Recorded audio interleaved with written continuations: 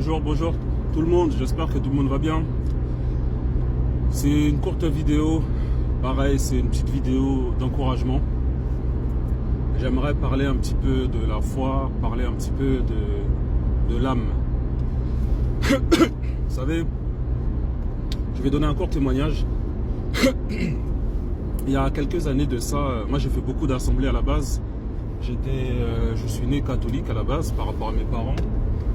Et ensuite, j'ai fréquenté une assemblée pendant plusieurs années du nom de l'église du christianisme céleste. J'ai fait cette assemblée-là pendant des années.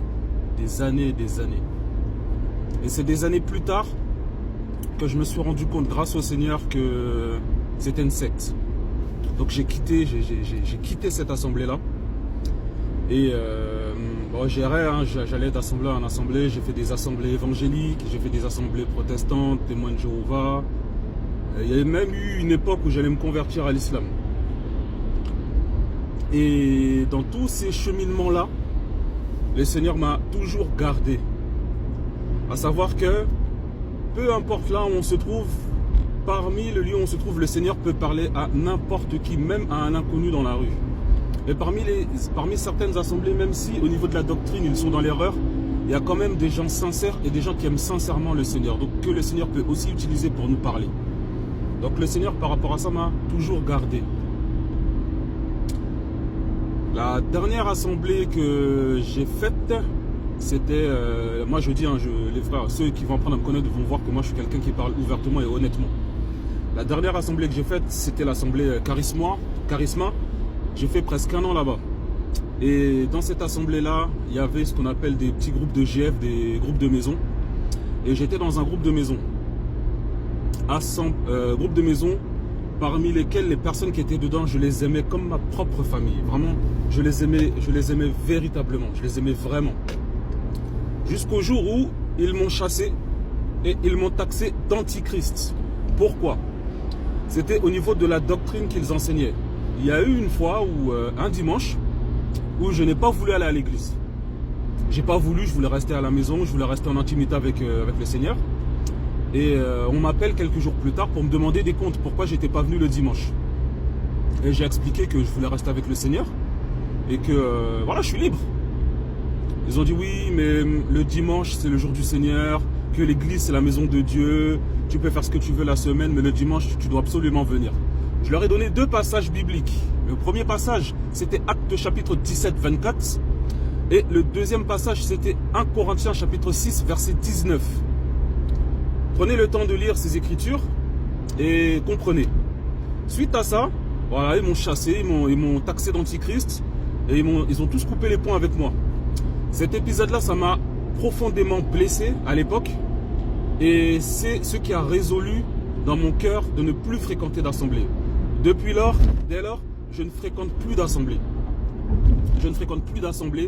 Et là, on va rentrer dans le vif du sujet. J'ai remarqué, j'ai constaté que dans la plupart, et je dis bien la plupart des assemblées, il y a ce qu'on appelle un système pyramidal. Il y a une personne qui est à la tête et qui, consciemment ou inconsciemment, cherche à contrôler la vie des croyants. Chose que je vomis complètement. Je vous dis la vérité, je vomis cette chose-là parce que ce n'est pas ce que les Écritures nous enseignent. Et j'ai des proches à moi, chrétiennes, qui sont sincères, vous voyez, qui ont été profondément blessés par ce que l'on appelle des anciens dans la foi. Pourquoi? Simplement parce que ils ont constaté quelque chose qui n'allait pas bien. Et ils ont été posés la question à ces anciens-là. Et ces anciens-là, on dit à un frère à moi que voilà, il était possédé, quoi. En gros, il n'avait rien à dire. Que ça aille pas, il n'avait rien à dire, on n'avait rien à lui dire. Et pourquoi je parle de ça? Vous savez, frères, sœurs, la chose la plus précieuse que l'on a, c'est notre âme. Vous savez, lorsque le Seigneur va revenir, ce qu'il va venir chercher, ce sont nos âmes. Qu'est-ce que l'âme? L'âme, c'est le nous véritable. C'est le vrai nous. C'est l'essence même de qui nous sommes. Notre corps, notre chair n'est qu'une enveloppe. Mais le véritable nous se trouve à l'intérieur de nous. Et c'est ça l'âme. Vous voyez? Et il y a beaucoup de frères et sœurs qui ont été blessés par des dirigeants d'église. Vous me direz, oui, mais personne n'est parfait. C'est vrai, personne n'est parfait. Personne n'est parfait. Mais c'est au niveau du système qui a été mis en place dans ces assemblées-là. C'est le système qui pose problème. À tel point qu'on ne peut pas mettre ces dirigeants-là assis. Lorsqu'ils commettent une faute, lorsqu'ils commettent un méfait, la plupart du temps, ils restent impunis. La plupart du temps, ceux qu'on appelle communément les fidèles ne parlent pas. Donc, ce qui fait que cette personne-là, qui est à la tête, reste impunie. Et ce n'est pas normal. Et j'ai vu mon frère profondément, mon frère dans la foi, je dis, hein, je l'ai vu jusqu'à présent complètement blessé, à tel point qu'il a eu une baisse de foi. C'est pourquoi j'aimerais vous encourager, frères, sœurs, nous encourager chacun d'entre nous à ne pas troquer notre foi pour quiconque et à ne pas laisser quiconque baisser notre foi. Je prends un exemple. Lorsque ces personnes-là te blessent, après je parle des dirigeants, mais je parle de toute personne, frères, sœurs en Christ, hein, et même des loups, parce qu'il y a beaucoup de loups ravisseurs dans les assemblées, mais je parle des personnes qui peuvent te blesser, toi qui es sincère et authentique, à cause de la vérité. Tu vois, il y a beaucoup qui, par rapport à leur réaction, sont blessés, ce qui est normal. Mais par la suite, il y en a aussi beaucoup qui, malheureusement, ont une baisse de foi. Mais il faut se poser une question. Les personnes qui t'ont blessé, est-ce que c'est Dieu? Est-ce que c'est Elohim? Si ce n'est pas lui qui t'a blessé, alors pourquoi est-ce qu'il serait celui qui paye à cause de l'erreur des autres?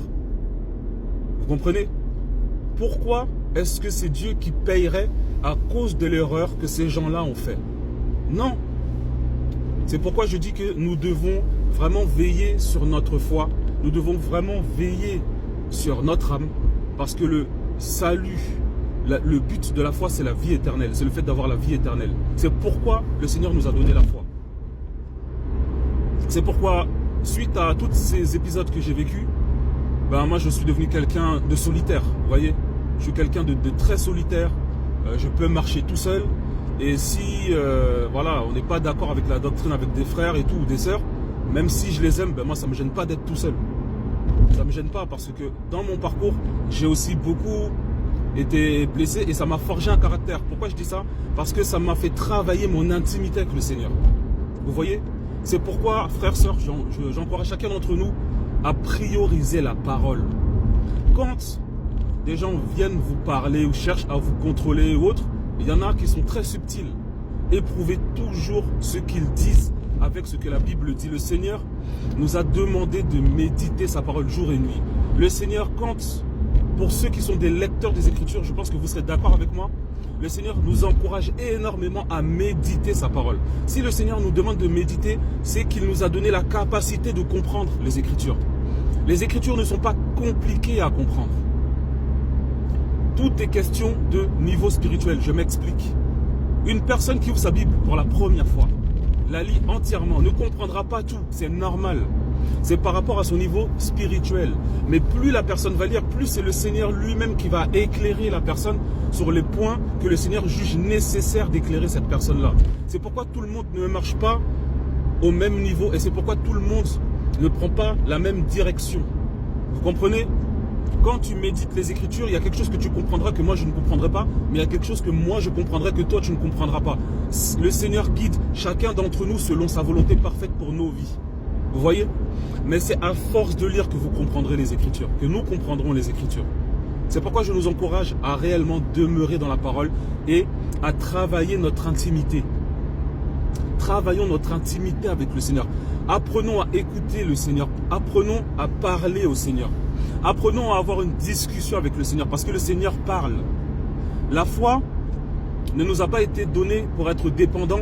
La foi nous a été donnée pour être responsable. La foi est synonyme de responsabilité et non de dépendance. C'est pourquoi j'exhorte chacun d'entre nous à veiller sur nos cœurs, veiller sur nos âmes et veiller sur les enseignements que les autres nous donnent. Il y a des gens méchants, des gens mauvais. Continuons de leur pardonner, mais veillons sur nous-mêmes. Soyez bénis et à plus tard.